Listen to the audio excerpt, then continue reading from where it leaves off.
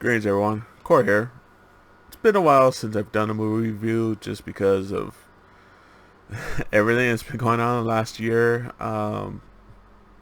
But the way that things are going this year, it looks like a lot of movies are going to be coming to streaming services, which probably the biggest one so far this year is Justice League, the Snyder Cut, the Snyder Edition, or Director's Edition, whatever you want to call it. But the Snyder Cut of Justice League is usually what it's listed as, so that's what we'll try to call it if I don't mess it up. Um, I wanted to wait an extra day to do this video, even though I did see it on Thursday. I watched it again actually the next day, which a 4-hour movie, yeah, is man, you don't realize how long that is until you actually finish the movie and realize, whoa, that was a lot. That was a lot to it. I mean, it was pretty much like a mini series, which of course there was always talks about having it split up into 4 episodes, I think, or 6 episodes, and just lots of talk, about the length and everything and how they were going to do it. And they did it. I mean, it finally came out after probably what 2-3 years of probably about 3 years of rumors, year and a half of talks, year of confirmation, and months of waiting because this thing's been pushed back for a while, and it's finally out. I mean, it's here. It's like I mean, it's there's games and stuff that have had long waits and stuff and everything. Like Half-Life 3 probably never come out because it won't live up to expectations. Beyond Good and Evil 2 seems like it's going to be in the same boat. Just lots of sequels where it's just like, yeah, it's most likely not going to live up to it. And honestly, it didn't. So the Snyder Cut of Justice League, it is better than the original. What we got in the theater, the Josh Whedon version, which seemed to really cut a lot of what Snyder wanted, and it's interesting to see the two differences. Granted, of course, with being on HBO Max, that probably led to a lot more scenes being added, just longer length in general, because you're not having to keep the attention of someone in a theater for 2 hours to 3 hours, without doing intermission, of course. Which here there's parts to it, so he breaks it up into like chapters and parts, which I kind of liked. It felt a little, Tarantino does that where he has chapters and stuff. There's a few other directors too, but off the top of my head I can't think of them. But it's interesting to see how he did that, which is pretty cool. I mean, I don't think it took away anything. I think it was a good way to break each section up, so you can focus on one thing in each section. I think there was 6 sections total. I could be wrong, but yeah, man, it was interesting to see the changes too, as far as the music and the scenes. The exact same scenes you get from Josh Whedon's version, but a different spin, different time lapse to it, different speeds, the pacing, the music, and everything like that. It's interesting to see what was cut, what was changed, what was added, what was modified, and it's good. I mean, it's a good movie. It's really it is a little bit of a comic fan kind of movie. There's a lot of callbacks to a lot of stuff that happened in the comics and everything. There's just a lot of stuff. 4 hours, so there's a lot of stuff. I mean, there was some stuff that could be cut out. I'm sure, like the 300 movie, where they fast forward the slow motion and stuff to make it regular speed. You get a very shorter movie, which this one does have some slow motion stuff. Not a lot. Well, enough. There's enough to really, be like, okay, don't got to go on it don't got to rely on it too much, but it still was very cinematic. It fits the story. The big thing that was really interesting is that the aspect ratio. The aspect ratio, which most of the time with these big high budget movies, usually is like it usually goes about like 21:9, ultra wide kind of setup. But instead, you get a six. Most of the time a standard is 16:9 anamorphics aspect ratio, but this one is 4:3, which is okay. I get why he does it, just because you see more on top, as well, from this as well as from the side. So you're not, because most of the time with like this video's 16:9, ultra wide you'll see more to the side, but with 14:3, you're only seeing about this much of it. So you're cutting off pieces of the side, but honestly you're not cutting off anything from the side. You're still seeing the sides, but you're seeing more height to it. So you would actually see like more of my decorations up top, as well as more of my shirt. You would probably even see the bottom of my mic if it was 14:3. So it's interesting to see that, which is funny because I thought about doing this video in 4:3, but nah. Why mess with format too much? I mean, that's Zack Snyder's choice, so we can stick with that. But yeah, man, it took a little getting used to, because it's been a decade and a half, 2 decades, since 4:3 was really the standard, and you just don't see that, which it stands out more. But for the reason why he chose it makes sense, because there's a lot going on. What he filmed, just the scenes in general, it's easier to see the big picture of what he wanted, instead of seeing a more narrowed viewpoint, which it helps the movie for sure. I'm sure some people probably don't like it and stuff. Well, too bad. I mean, it works once you actually notice, yeah, it's not really taking anything away, it's actually adding more stuff. That's why, like, if we look at IMAX stuff, it's always 16:9 aspect ratio, and you'll notice it in theaters. Like if you watch, like, say, Christopher Nolan stuff, he likes using IMAX stuff. It'll be the like 21:9, like ultra wide, but when he starts using the IMAX stuff, the screen will get bigger. If you saw WandaVision, you noticed the aspect ratio changing when they went to different scenes and stuff. So that was something too, which I think WandaVision did help get used to that 4:3 aspect ratio, because the first first couple episodes of WandaVision, when they're in her world doing the decades of sitcom, it's 4:3, and it's interesting to say. I mean, this show was awesome, but yeah, man, Justice League, the Snyder Cut Justice League had some really good moments. Cyborg gets a ton of story. I mean, he was neglected. I mean, you could tell all the stuff with Cyborg was just cut with Joss Whedon, and it's a shame that he had to cut it. That he chose to cut it, because man, there's a lot to it. Even the stuff with Barry Allen. I mean, the Flash. I mean, he comes off more. Man, he like, he comes off as a fresh hero.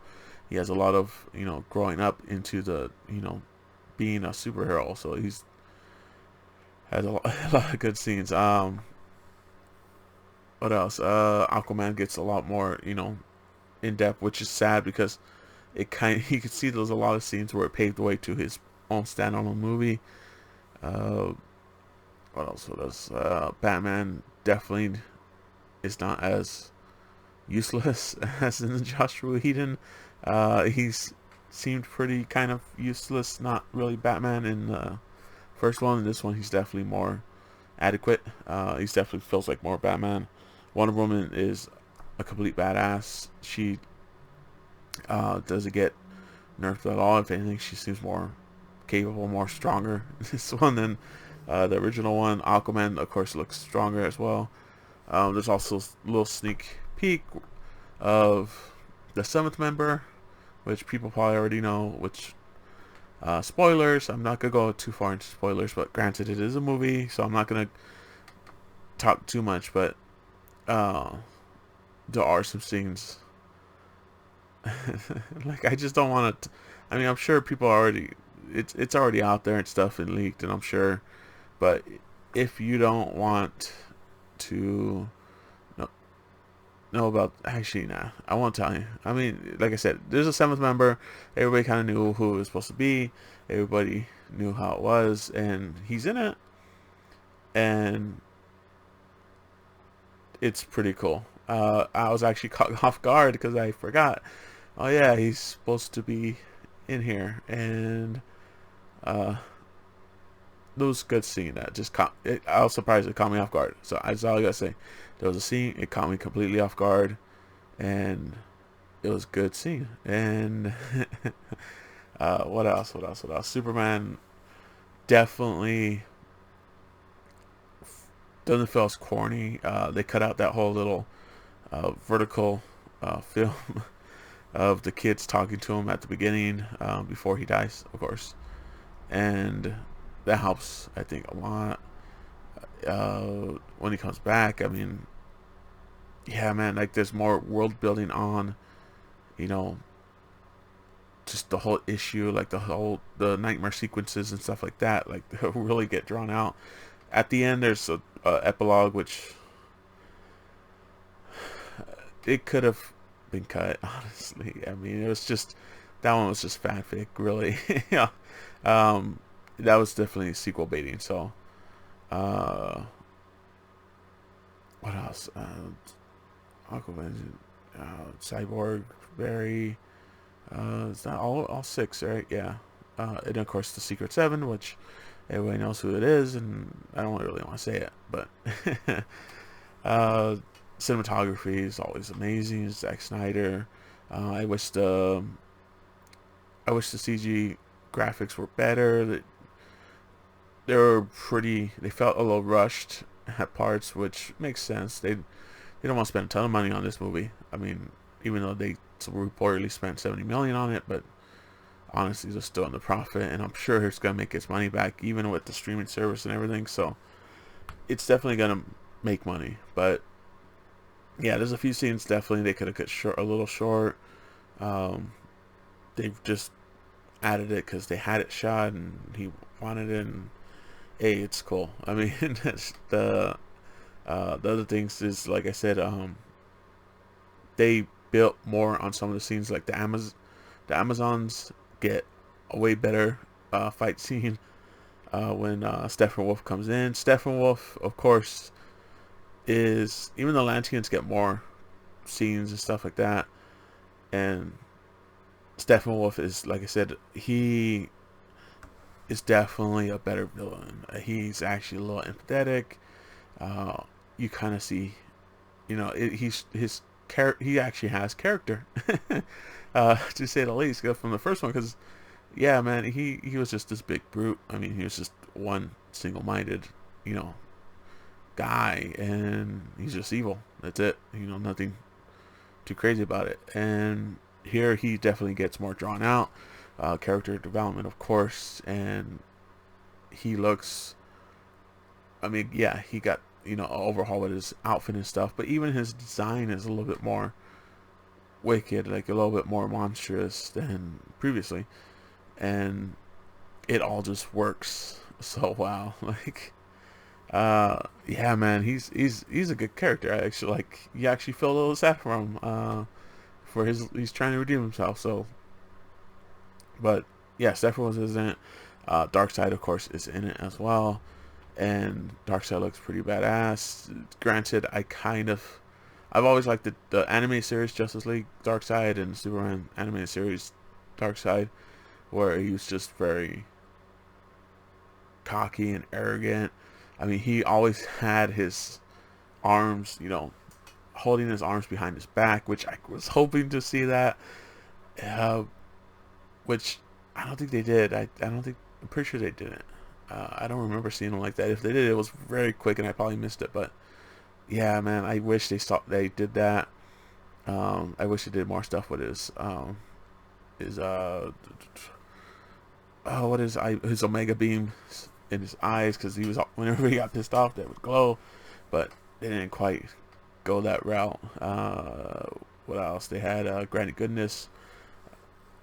Couldn't really tell who was playing her. They might have just all CG'd her. Then his what's the other guy's name? Was it Darkheid or something like that? He's pretty much like his advisor, Darkseid's advisor, and he's like the middleman. That's talking to Steppenwolf mostly, to tell him, like, hey, get on it, get the mother boxes, you know, Purse World, and we'll see what happens. But yeah, the action scenes are really good. The final action scene at the end definitely felt more epic. It felt more brutal. Pretty much all the fight scenes, like they definitely worked that R rating. Not just for the language. There's some blood and chopped halves, and it doesn't get too gory beyond that, but there's definitely some R-rated material on there that they didn't shy around. And then they didn't overkill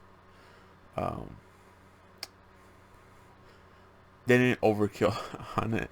They didn't make it too bloody or too gory, stuff like that. You know, it worked. It was all practical, so that was good. I like that for sure. What else? Also, like I said, ending fight scene, really good. I do like it. What they did and how they threw it out. They definitely made something special. Definitely better how the way that they ended it. Minus, like I said, the epilogue. The epilogue at the end, just, it could have gone without it. It's just sequel baiting and just fan stuff. Really, it's just a nod to the fans at the end. I think that's all it was. But yeah, man, 4 hours. It's definitely a long movie, but there's a lot to it. Some parts I did want to fast forward, which there's some scenes with Lois Lane. She gets drawn out a little bit more as well, and interesting stuff, to say the least, of what happens with Lois Lane. It's not directly said, but it's implied of what might happen, and how the nightmare sequences could come true. And which, if you read the comics, you kind of already know how, or seen or played certain games. You kind of know what could set off those events. But don't want to go into too many spoilers, even though it's a movie we've all seen and we've probably all read and stuff like that, for anyone that's interested. But yeah, it's definitely a task to watch this movie, but I would definitely say it's worth it for sure. It's definitely worth watching, just for the curiosity of it. If you have the time to spare, definitely give it a watch, and I don't think you'll be disappointed. Honestly, I don't think anyone would be disappointed watching it. Even though some reviews are back and forth, there's a pretty wide range of reviews on this movie, but it's a good movie. It's worth it. It's not something that we probably couldn't have gone without after what we got in the first one. After seeing this one, it's definitely a movie that you appreciate that they took the effort and they gave it a chance. So they actually listened to the fans, and it worked out for the most part. But yeah, so I'll probably do another review for Godzilla vs. King Kong, just because I love Godzilla. I got some Godzilla pops back there signed by the original 3 suit wearers of the Godzilla suit from the Toho movies.